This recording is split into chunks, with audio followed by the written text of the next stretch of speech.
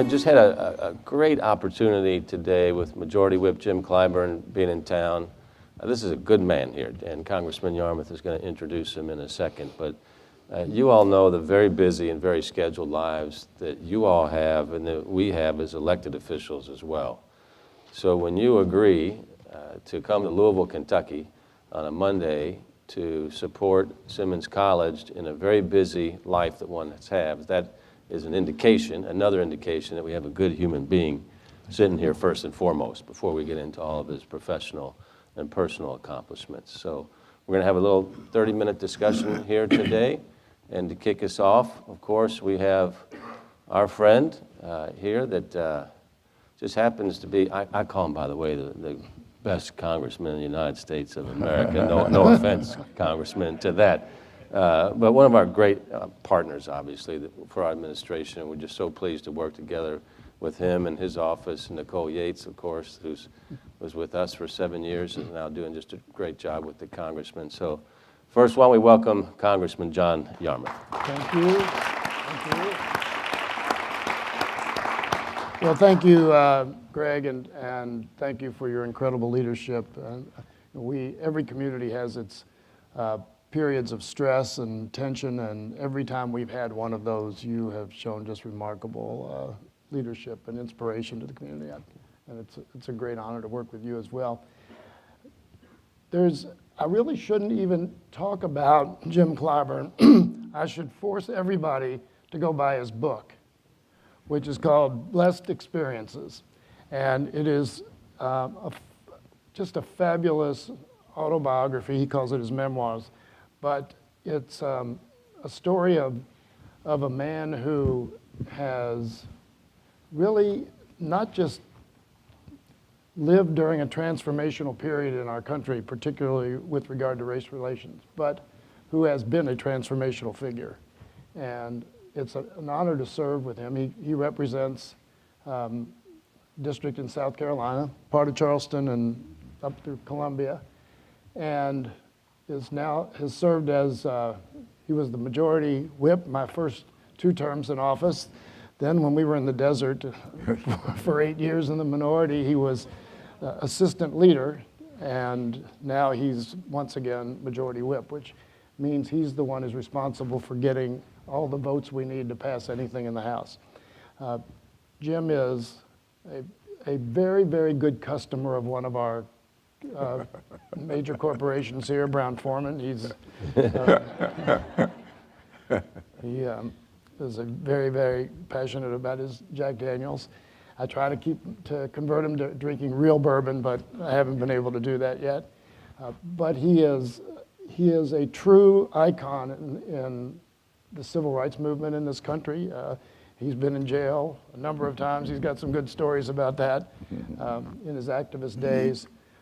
He's a very, very strong proponent of community health centers, and we here benefit from his efforts because we have a robust community health center system here that helps tens of thousands of Louisvillians. And he's also very passionate about HBCUs. That's why he was gracious enough to come to Louisville today. So he's somebody whom I cherish working with. I cherish his friendship. We get to play golf together on occasion. We've even traveled to play golf together. And I tell you, if you ever go to Hilton Head, South Carolina, and mention the name Jim Clyburn, it will be as if you've mentioned Gandhi, because he is, everybody in Hilton Head, South Carolina knows him and loves him, and as all of us do who work with him. So, Jim, thanks again for coming. Well, thank you so much for having me. Thanks for everything you do for the United States of America and your friendship. Thank you for your friendship, and thank you, Mr. Mayor, for having me. Absolutely. Well, we're just blessed to have 2 wonderful congressmen with us here today. And Congressman Clyburn, there's something special about public officials of your stature through accomplishments, but I believe it all starts with the heart. Yeah. And there must have been something about your parents, about your early upbringing that imprinted you with who you are today, and how as a teacher, as a civil rights activist, as a public official, that's manifested itself in all of that work. What was that, and what tips would you have for parents today? Well, thank you so much for having me with you, and thanks to all of you for being here. Let me just give you two little examples from my mom's and my dad. My mom's was a beautician who loved her work. She graduated college when I was 13 years old. She went to college while keeping the beauty shop open full time. And she never used a college degree. I asked her, why did she do this? She said, I always wanted to go to college, and I got the opportunity to do so. I did it. And then she took her diploma, put it in a little frame, and hung it up on the wall. She never walked away from that beauty shop. And one day, I came into the beauty shop and right after school, and there was a lady there that had grown up with her. And this lady turned around, walked in the door, and I spoke. She turned around, she looked at me. She said, my, you have grown up since I've last seen you, and how your voice has begun to change. And then she says, what do you want to be when you grow up? And so I started telling her about my dreams and aspirations. I went to finish high school, I went to go off to college, and I wanted to be a part of politics and government in South Carolina. And she said very sternly, son, don't you ever let anybody else hear you say that again. I was taken aback by that, but my mom didn't say a word. But that night she closed the beauty shop, she came to the house and called me to the kitchen table. And she said, now don't you pay any attention to what that lady said to you today. You stay in school, you study hard, you stay out of trouble, you can grow up and be anything that you want to be. And that, to me, I've just never gotten over that one conversation.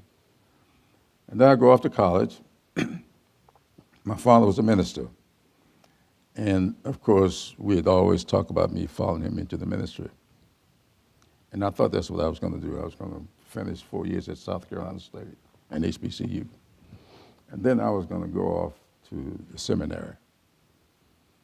But about the third year at South Carolina State, I was there in the 60s. After getting out of jail by the third or fourth time, I figured that wasn't working too well. So I went home to tell my dad that I was not going to go to the seminary. We had a garden in the back of the house. He was out in the garden. I went out to him, and I stopped him to tell him. And he said this to me. He said, well, son, he said, I suspect the world would much rather see a sermon than to hear one. Oh. And that, it stayed with me. Yeah. And I try daily to work, carry out my duties and responsibilities in such a way that the world will see a good, productive sermon in my work. My dad and I never discussed that issue again after that day. And so I think those two incidents with my parents, there were others, as part of the reason I call my book Blessed Experiences. I've been blessed with some great experiences. Not all of them pleasant, but all of them I consider to be blessings. Now, some of those non-pleasant experiences can turn into pleasant things. Yes. So I think Valentine's Day is on Thursday, and Yeah. Is it true that you met your wife in jail? Yes, I did. Yes, I did. You know, Emily and I, well, it's kind of interesting. It was March 15th, 1960. We were carrying out, if you remember from, nobody's here old enough to remember this, but on February 1, 1960 is when those students sat in up at Greensboro, North Carolina. And of course, we followed with an attempt to sit in Orangeburg on they were February 1st. We tried February 15th. They had removed all the tops of the stools, and that was going to be uncomfortable. So we decided to go back to the campuses, South Carolina State and Claflin University, an HBCU sponsored by the Methodist Church, or next door to each other. And so we organized 2,000 students and marched on Orangeburg that day. And of course, we were arrested, and the leaders were separated from the others, and we were put in a separate jail. Well, that night, later, it was before night, late in the afternoon, we'd been locked up around 6 o'clock, about 10 o'clock in the morning, and had nothing to eat all day. And so my wife was in the group that did not get locked up because they had run out of room. And they herded about 1,500 students back to the campus.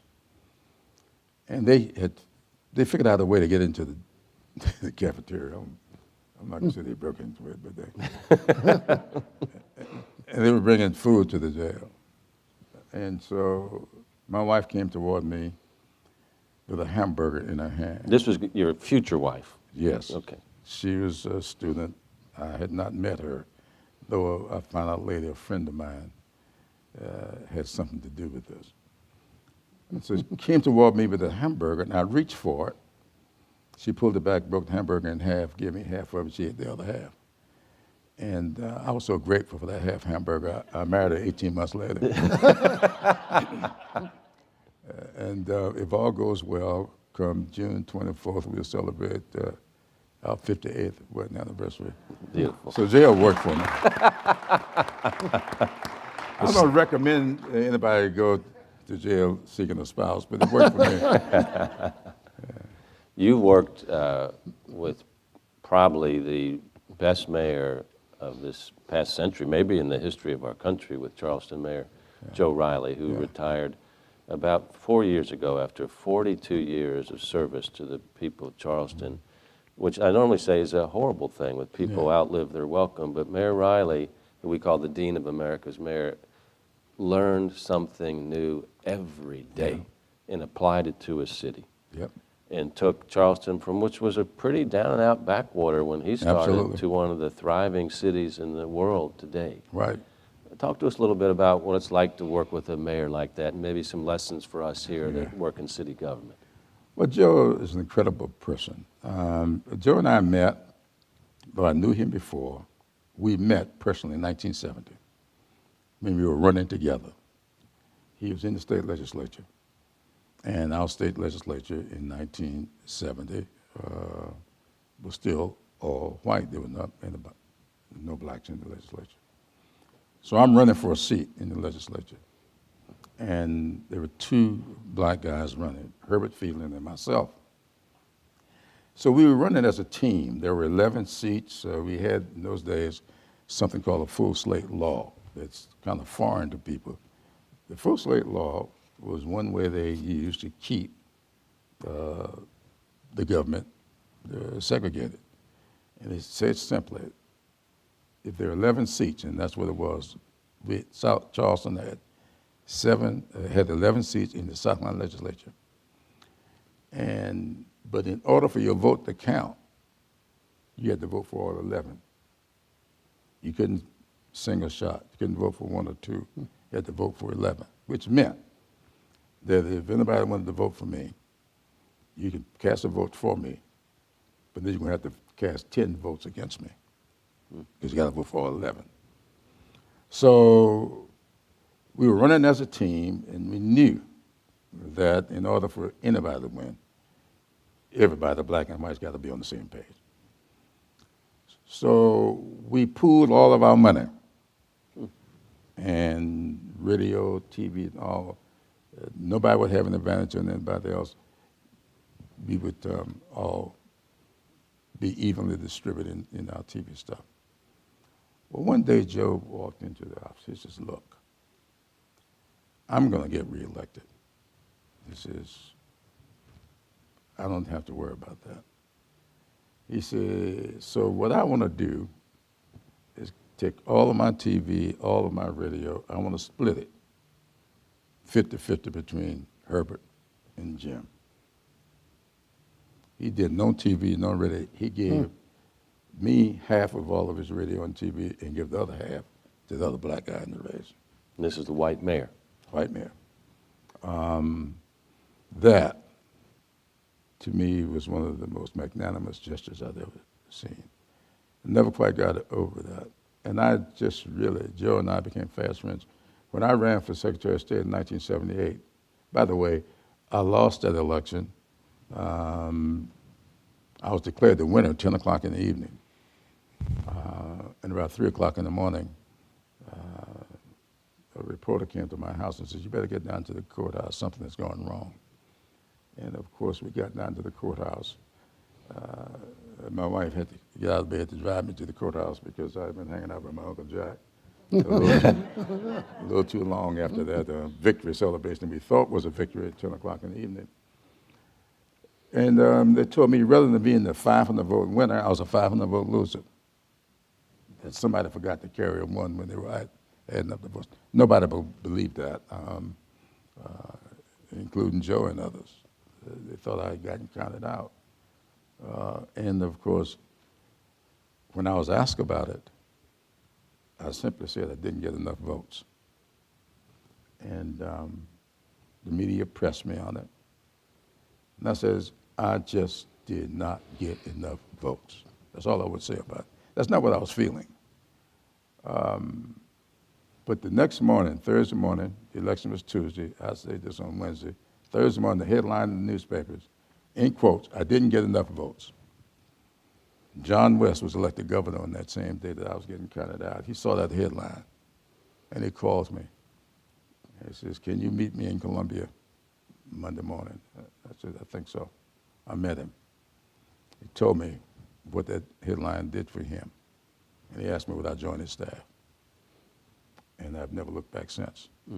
And I tell young people all the time, you don't always say everything that's on your mind.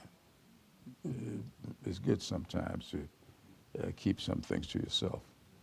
If I had said what I was thinking, the headline would have been different. John West would have never invited me to his staff, and I would not be sitting here today as the majority leader, majority whip in the United States House of Representatives. So those experiences, Joe kick-started that, because the only reason I got that close is because of his benevolence. And we've been friends ever since. I ran for Secretary of State in 1978, and my opponent was the mayor of Columbia. But on the day that I announced from high school, I used to teach here, and I looked up as I was about to walk to the podium, and Joe Riley was walking in the back door. And he came up and sat next to me, and when I finished my announcement, he went to the mic and endorsed my election. You don't get over those kinds of things. So I've never run without his endorsement, and we've become fast friends. And he's been that way. If you look at the city of Charleston and you watch Joe, he came to me, he's now building, as you know, an International African American Museum. A lot is international because what we call a Charleston culture, a Charleston house and all of that, is Barbados. That stuff came up from Africa down to Barbados, into Charleston. And over half, some people say 50, 60%.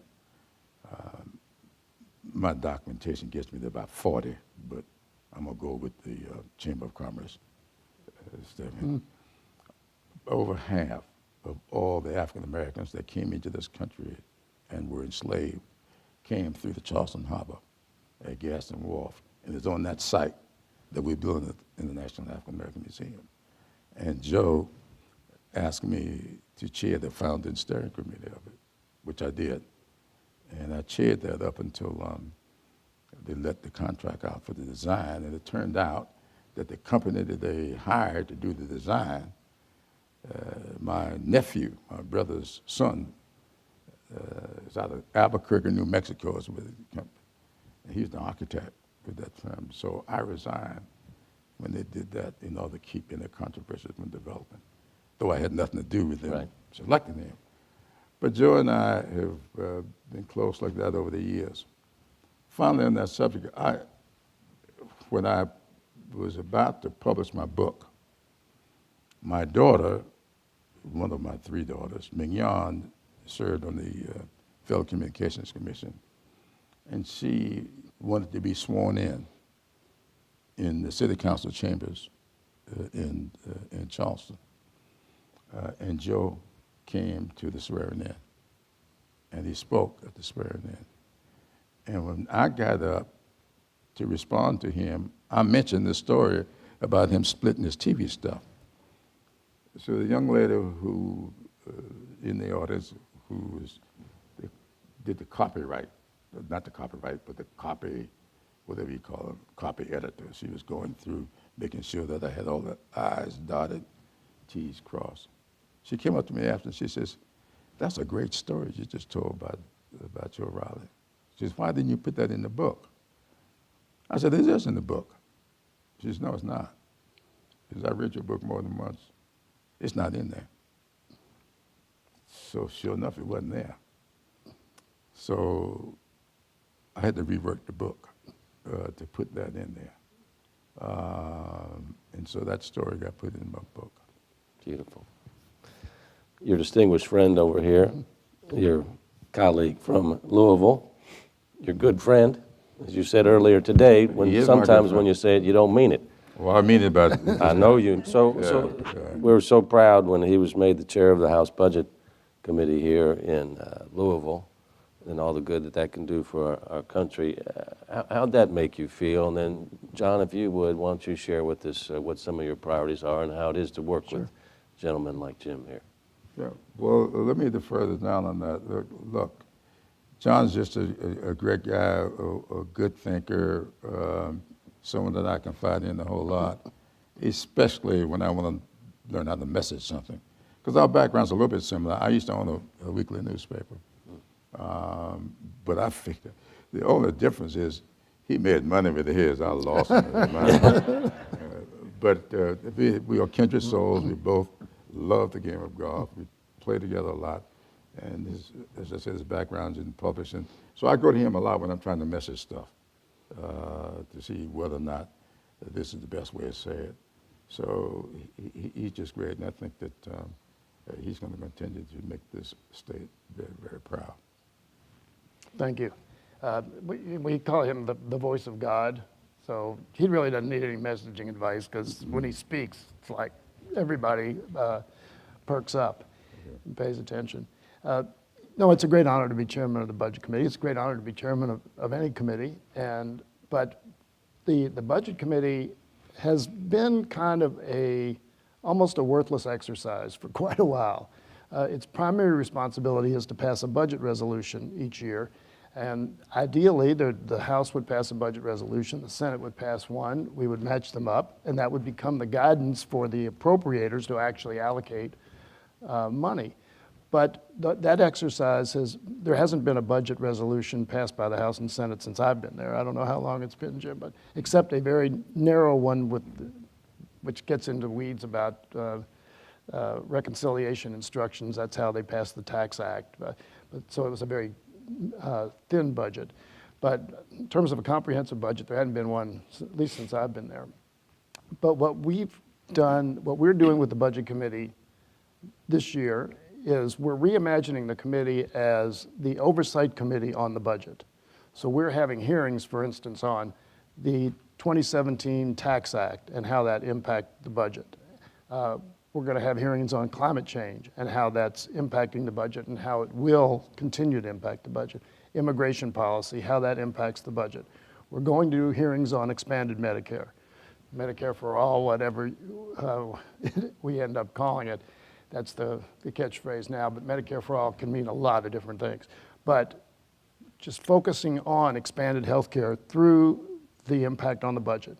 One of the ones that I'm really excited about we're going to do is artificial intelligence and how that is currently impacting the budget and how it will continue to impact. And it's going to be probably the most dramatic change in civilization over the next few decades that we've seen in a long time. So the committee's going to be more future-oriented and dealing with how changes in policy will impact the budget and therefore the taxpayers. So I'm really excited about the approach we're taking, and we'll work on a budget resolution, probably futilely, that the budget resolution debate ends up being almost a rhetorical exercise, but it becomes a statement, an argument about values. And what your priorities are as a party, and that's where, Jim and I talk about priorities and values, and most of the Democratic caucus, a very sharp contrast to the priorities of the Republicans when they were in control and tried to pass their budget resolutions. The way I like to put it is, and I think this is something that has characterized Jim's entire career and his life, is government should be a way we make life easier for people. And whether it's making it easier to vote, make it easier to go to school, college, Absolutely. easier to stay well, easier to get housing, whatever the issue is, we try to use government to make life a little bit easier. I would contrast that with congressional Republicans who basically make life harder in virtually every area. So anyway, I'm excited about what we can do with the Budget Committee and what we can do as a Democratic caucus. So let's shift over to just a social commentary. Hatred, bigotry, discrimination. Clearly, our country is challenged now by the tone that has been set from 1600 Pennsylvania Avenue, and it ripples throughout our country, urban areas, rural areas. So, I'd like maybe you guys to address two issues on this. Is one, what's happening in America right now? Is this the last gasp of an old patriarchal white order? Is it we're always going to have this? And then, how do you view the urban-rural divide? In Kentucky, as I mentioned earlier, our urban poor are primarily white.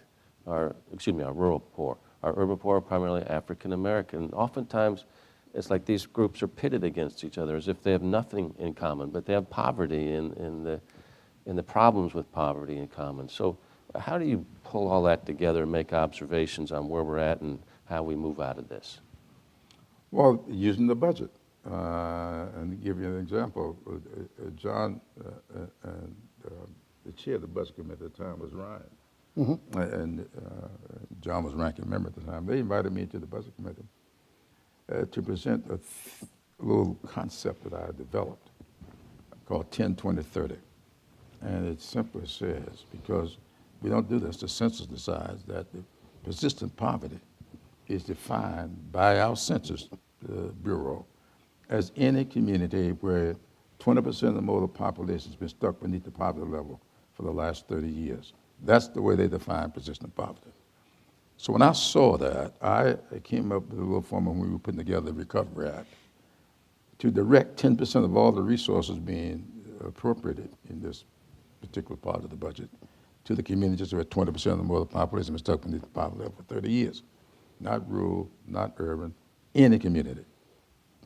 In fact, if you really look at this definition, you'll be shocked at what the poorest communities are. They aren't in the South necessarily. Kings County, New York, falls in that category. So we got 4 sections of the budget, of the appropriations in the Recovery Act that was done. It's now up to 15 because it's done through the budget committee. They've developed that concept. And so we think that if we really begin to target resources based upon communities' needs, it will solve a lot of the conflict that develops racially because you're using that. By the way, when we did this, the chair of the Appropriations Committee was Harold Rogers from Kentucky. At the time, I went over to Harold and I showed it to him. I said, Harold, you got 24 counties in your district. You ought to be for this more than anybody else. He said, why? I said, because 22 of your 24 counties fall into this category. Right. He, quite frankly, did not focus on that. And so this is not about black communities. This is about low-income communities, persistent poverty. You aren't going to get to black folks necessarily in Kentucky. You might get them in South Carolina, but these are white people in Kentucky. The vast majority of the people who fall in this category are white. If you go to New Mexico, where I was last week, it'll be Hispanic communities. You go up to North Dakota, it'll be Native Americans. You don't get the black people until you're in Mississippi, Alabama, South Carolina, and Georgia. So this is my way of I think that John knows going to do right by this formula when they come out to the budget this time. They've done better about it. We went from 4 to 15. I think we're going to get to more. I really believe what we've got to do is put the focus on the condition itself rather than the makeup of the communities when we start trying to appropriate funds in this category. I'm looking forward to us doing that. A little segue on that, when we've had debates over the last few years over the SNAP program funding for food stamps, and Republicans have been trying to slash food stamp funding by one proposal, $40 billion over 10 years. And it was fascinating to debate because I think most of white America, and I'm sure most of white Republican congressmen, think that this is a predominantly minority-based program, when in fact 85% of the people who utilize food stamps are white. In Kentucky, 6 congressional districts, ours with the only significant African-American population, or minority population, period, we have the lowest utilization of food stamps of the 6 congressional districts. And Hal Rogers' district has one of the highest. 27% of his constituents are beneficiaries of food stamps. But the perception is so different that as to who the program helps. And that's why it's so necessary for the Budget Committee to have these hearings. You check the tax bill that you just finished talking about. The tax bill is a tremendous ripoff to a lot of people, and they don't realize it. For the first time in the history of this country, this tax bill puts a 21% tax on churches and charities. And most churches didn't realize it until we said, hey, do you realize what this is? Now we're going to have hearings, we're going to introduce a bill to remove that. The thing is, they believe the headlines and never look beneath the surface. And now that we're looking beneath the surface, we're going to find out why it's being reported now that refunds are down over 8% because people are not getting what they thought they were going to get out of this tax bill. I can tell you right now, when we have these hearings, people will now realize the benefit of having transparency in government. We ought not be putting together budgets without having public hearings, inviting people in who are going to be impacted by what we do to come in and tell us what they think about it. They can't tell us if they don't know. And for the last several years, people have no idea what we were doing in Washington until it started to impact them. Going back to your original question, because you did mention what this White House has done in terms of attitudes about race and prejudice and so forth. This White House, for one thing, has basically made it okay or acceptable for a lot of people to manifest their prejudice publicly, and which has never been really in my lifetime. And we can see it in the Twitter responses that we get in our mail, the vitriol, the people who will use the most incredible language to just personal insults. It didn't occur before Trump was in office. But apparently he's emboldened a lot of people in this country.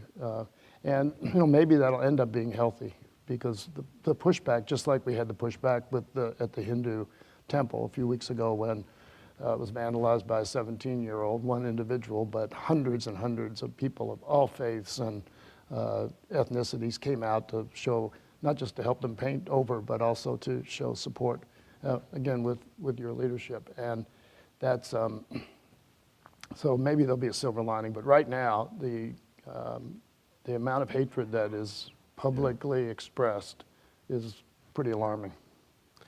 Well, we really appreciate you guys being here. As we know, we launched Lean Into Louisville about 3 weeks ago. Kelly and Katie are helping us and leading us in that direction. So we drafted these guys as honorary, I guess you're real faculty now, for our Lean Into Louisville message, where we could hear about a little bit of our American history right here. And we really appreciate you all taking the time to be here. I believe, what time is your airport? About an hour. I don't know.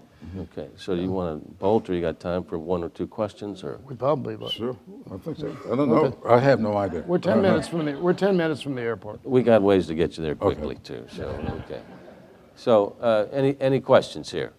Say, Will's got the mic. Hi. Very pleased that both of you are here. Appreciate it. By the way, my family's from Beaufort, so I know we're South Carolina. Vanessa Burns runs our public works. How you department. doing? Oh, very good. I have a part of Beaufort at the top, right up around I know. Dale, Labigo. Hi. Well, I'm a Yukon fan, so you know I'm an outliner too. Yes, you are. I keep on hearing issues about talking about infrastructure in the upcoming congressional session.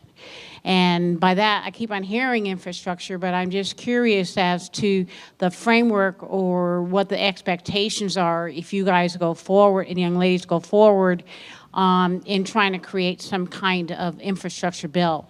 As Louisville and other cities all across the country we have all kinds of problems with our streets and bridges and everything. Do we have any idea what the framework potentially could be for an infrastructure bill? Well, I don't know what the budget framework would be, but I think that what we're going to have to do in order to get an infrastructure bill that makes sense is to really begin to discuss what infrastructure really is. You know, the problem we've had is everybody's focused on roads and bridges. Infrastructure, to me, has got to get to water, sewage. Water is the big thing. Safe drinking water. We got to put sewage in there. We got to put broadband deployment. That's infrastructure. We got to look at school buildings. That's infrastructure. I think that if we were to have a broader discussion of what infrastructure really is, get beyond the roads and bridges, I think we'll get more people into this process, more community support building up for it, and we can build a real infrastructure approach, which we aren't going to do if we continue to let it be just roads and bridges. Yeah. There will be an infrastructure bill introduced by the Democratic majority by summertime, and it will be a big, big bill. Mm-hmm. And even talking with the president's chief of staff the other day, they want to go big as well. They want to go like $1.5 to $2 trillion, which would be a major, major investment. The question, of course, is how do you fund it? And nobody's quite figured that out yet. We're working on it. And a plea just from the cities, from the mayors, you know, it's usually been 20% cities, 80% federal government. Right. The last time they rolled it out, it was going to be the opposite of that. And it's just, cities don't have money because all the defunding from the federal level has come down to the cities, and we're just trying to make ends meet right now. So thank you so much, Congressmen Yarmuth and Clyburn, for being here. Just quick questions for both of you. Just if you could talk a little bit about the importance of racial impact analyses on federal policy. PolicyLink has released some information that essentially states that we're losing essentially trillions of dollars due to racial inequities in our country. Sure. And then also if you could speak some about the benefit of participatory budgeting. Well, the racial impact, since I may have avoided that the last time, I really believe very strongly that we have to do it. I used to do that at the state level. That's my background. I did that for almost 18 years before going to Congress. We looked at the racial impact of almost everything. I did it for 4 governors, 2 Democrats and 2 Republicans. And Jim Edwards, you can be more conservative of a governor than Jim Edwards was. But on that issue, we found common ground. And I think that what we have to do is, just as we look at the fiscal impact of what we do, we ought to look at the racial impact of this. And it's going to be done, I can promise you. Now, what's being done about it is another question. But we're not going to go into this next election without having a real good, hard look at the racial impact of everything that we do coming out of this caucus. So I'm not going to just be there looking for 218 votes. I'm going to be looking for how to do it. Because here's what I'm saying. Our main challenge is to make America's greatness apply fairly and equitably to all of its citizens. And I say that, John will tell you, at every whip meeting that's up on the board. This is our primary concern, is to make America's greatness apply fairly and equitably to all of its citizens. Look, in a very short period of time, we're going to be a majority-minority country. There's not going to be a white majority. And so unless we make sure that every citizen is productive and contributing and it has as good a foundation educationally, healthcare-wise, all of those areas, then not only are we limiting our growth potential as a country, we're also going to make it really hard for white America to retire because there won't be a tax base. So it's in white America's best interest to make sure that non-white America does really well. Otherwise, white America is going to be real old and wondering where the money is. All right, well, thanks, everybody. Look, America's still looking for a city that is certainly innovative, entrepreneurial, but compassionate and equitable. And that's what our work is all about here in the city of Louisville. We're making great progress. We just really appreciate you two great champions sharing some thoughts here with us this morning. So let's give them a big round of applause.